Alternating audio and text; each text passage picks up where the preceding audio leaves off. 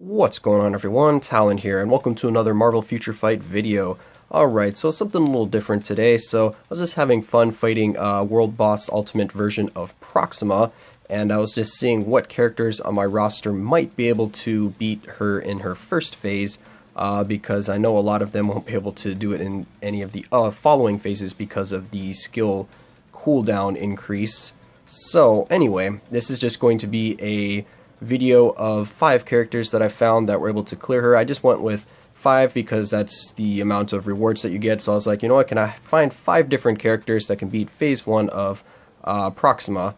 And I was able to get 5 clears. Of course, one of them ends up being Agent Venom, so I know that's not technically a out of the ordinary clear, but anyway, I was just going for 5 out of 5, and this is what I was able to get with my current roster. So for the first clip, we're going to have Rogue against Proxima. So let's go ahead and take a look at Rogue and kind of how I have her geared and set up for that particular battle. So I haven't done too much with Rogue. Of course, she is tier 2.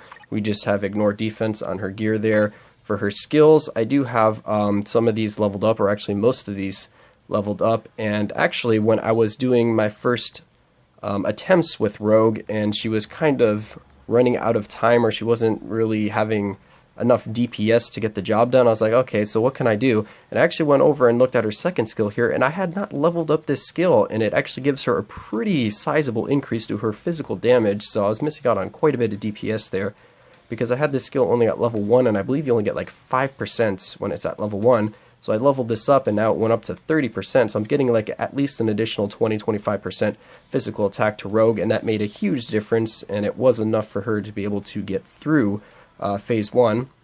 And then her obelisk here is actually nothing too special, so she could have actually done quite a bit better if I had a damage proc on her, but the immune to guard break definitely comes in handy. She really needs the immune to guard break. And then the recovery, of course, was nice to keep her health up. Her ISO 8 set, I do have an attack base set. We have Hawk's Eye. And then if we go ahead and look over here, we do have her at almost max skill cooldown, only 20% ignore defense are probably the main stats you want to look at. So now that you have a look at my Rogue, let's go ahead and play the clip where she fought Proxima.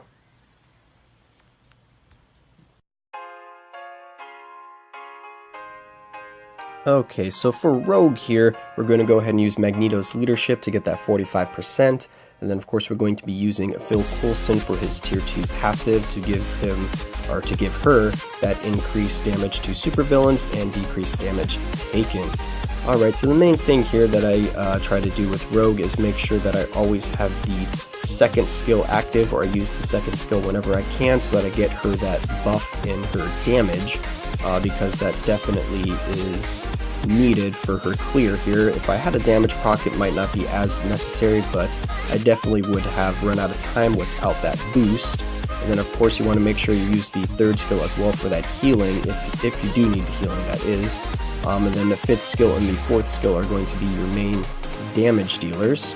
And then also you want to make sure that you keep that 4th skill handy for when Proxima starts raining down the purple attacks or spears from the sky, because those can pierce, so you do want to be in an iframe to avoid that if possible.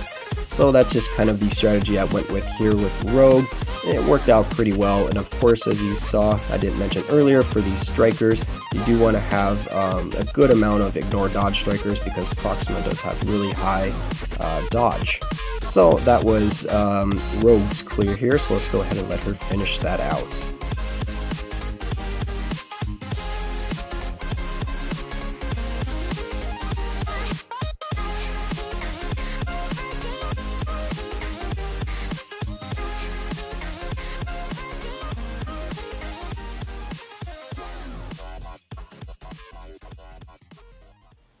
Alright, so for our next clear here, we're going to be using Anti-Venom. So let's go ahead and take a look at him real fast. Alright, so for his gear option, we just have Ignore Defense. His skills, the one I have maxed out, are the 4th, 5th, and the 2nd skill, and that is because of the healing that he gets from them. So he gets healing on all of these skills, so I wanted to max that out. His ISO 8 set is Power the Angry Hulk, so we do have an attack base set on him. His custom gear is immune to guard break, dodge, and damage proc, so that's why his DPS was pretty good, is because of that damage proc, and also just because of his tier 2 passive, giving him such a high percent increase to his damages. And his uniform is only at advanced, so I haven't done much with his uniform. So that's going to be Agent Venom, Anti-Venom, during this next clip while fighting Proxima, so let's go ahead and take a look at that.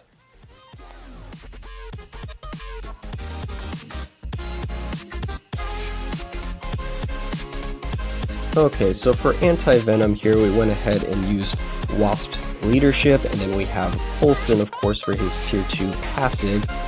We had to use Wasp here just because we need that immune to debuff. I did try this quite a few times without Wasp, and he was able to get Proxima down to about 15% or so life left, and would just get stunned and killed pretty quickly, so I had to switch to Wasp, and this was actually the very first attempt after switching to Wasp, so it made it quite a bit easier, and I was, like I said, able to get it on my first try after adding in Wasp. And he does have enough damage here that he doesn't necessarily need the higher damaged leadership, so that was pretty much the reason for Wasp. Besides that, you kind of just want to use your 4th skill as much as possible, of course, for the iframe, and then use the 5th skill when you're getting low on health, but you want to make sure, of course, that you're not in danger of getting stun locked from using the 5th skill, so you kind of want to use it and you see Proxima's pausing or just finishing an attack or something like that. And of course his 3rd skill does some pretty good damage as well, and it is Seeking, so kind of just throw that out whenever you can as well. Yeah, so that was my clear with Anti-Venom here, so let's go ahead and watch the rest of it.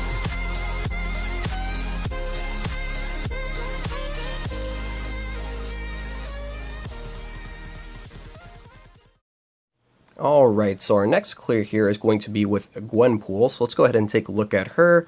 Alright, so her gear option, we have Ignore Defense, we have her 5th and her 4th skill maxed out for the damage, no other reason because they don't give her any bonuses. Her Ice Weight set, I have I Am Also Groot. I just went with a kind of defensive / offensive set on her because I just wanted to take advantage of all the healing that she has now, so I just kind of wanted to keep her alive as long as possible. And then her custom gear here, her obelisk, is a recovery rate with a damage proc, and of course that crit damage is pretty nice as well, so she does have a pretty good obelisk there. And then her uniform is just still sitting at normal just because I have not been able to farm up the bios to level up her uniform, which I do want to get around to at some point when I finish my special missions for the Sinister Six. First of all, let's go ahead and look over here. So she is only at 41% skill cooldown, but that was enough for me to be able to chain her skills together. I'm definitely going to be slapping on some Uru, or maybe even changing her 4th gear from Ignore Defense to skill cooldown so that I can get that maxed out, so that I didn't have to kite around for that 1 or 2 seconds before I use the 4th skill to go into the 5th skill. But anyway, let's go ahead and load up that clip and watch Gwenpool in action against Proxima.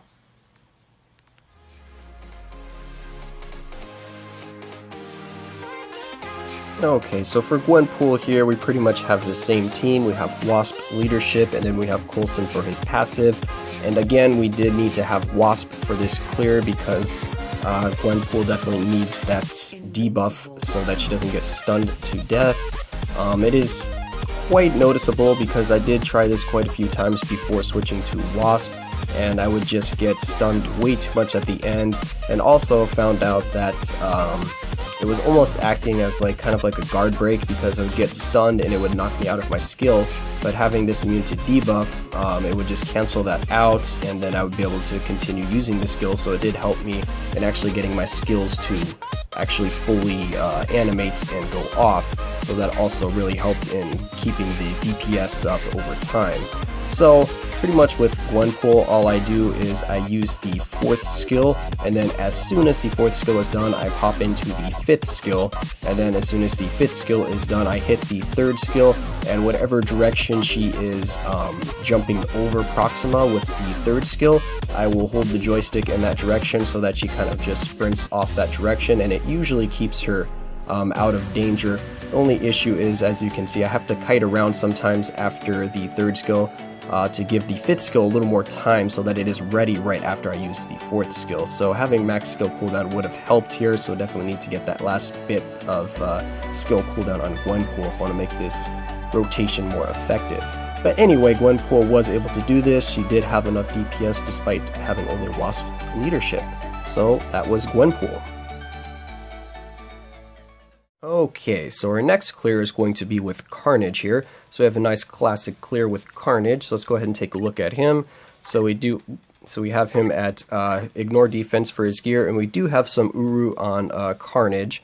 Nothing too crazy. We have a few 5-star of the physical attack, and then 4-star, and then the rest are like 3 stars. So Uru's isn't too up there, but it is a noticeable increase. So let's go ahead and take a look at his skills here.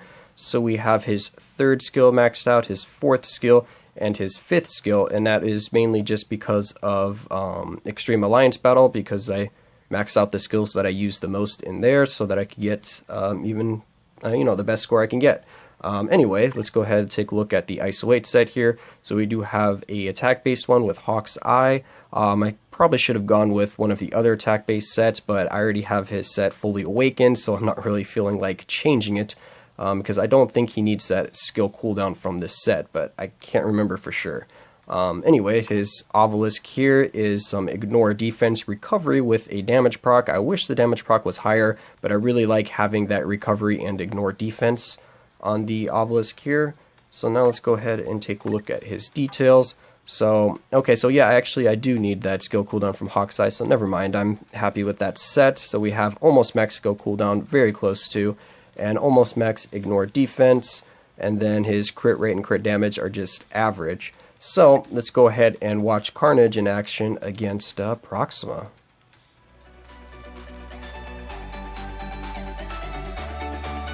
Okay, so here we have Carnage. We can't use Coulson here, of course, because Carnage is a villain, so we're just going to go ahead and use Titania's leadership to get that 50%, and then we're going to have Anti-Venom there for the team-up bonus. And you're just going to play Carnage just like you would normally play him in any other fight. Just keep using the 5th skill whenever you can so that you keep your damage immunity up, and then besides that, you usually want to rotate between the 4th and 3rd skill. So just a average fight here for Carnage, and he does have enough DPS to make this work, so he doesn't even really need something like Coulson's passive, or even I don't have Warwolf at tier 2 anyway, but you could use Warwolf here as well to get his tier 2 passive buff. But anyway, just a nice easy clear for Carnage, so I'll just go ahead and let this play out.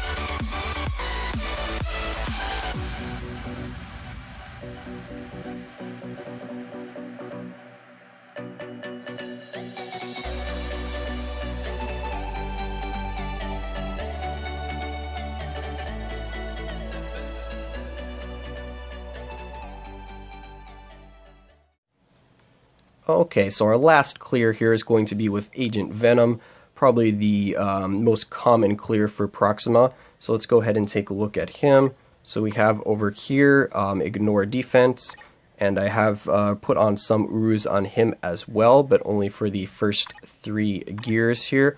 So he has 5-star physical attacks on him, and then he just has 1 skill cooldown, and then the other are just kind of placeholders until I put in some other Uru.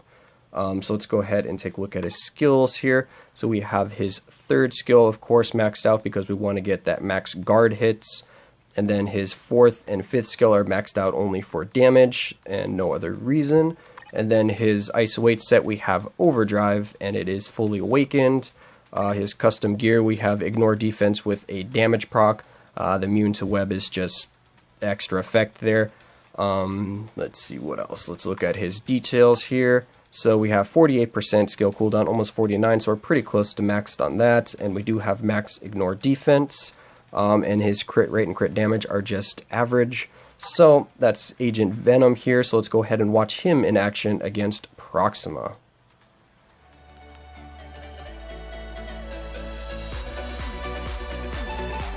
Alright, so here we have a classic Agent Venom clear, probably the character that most people are going to be using when fighting Proxima.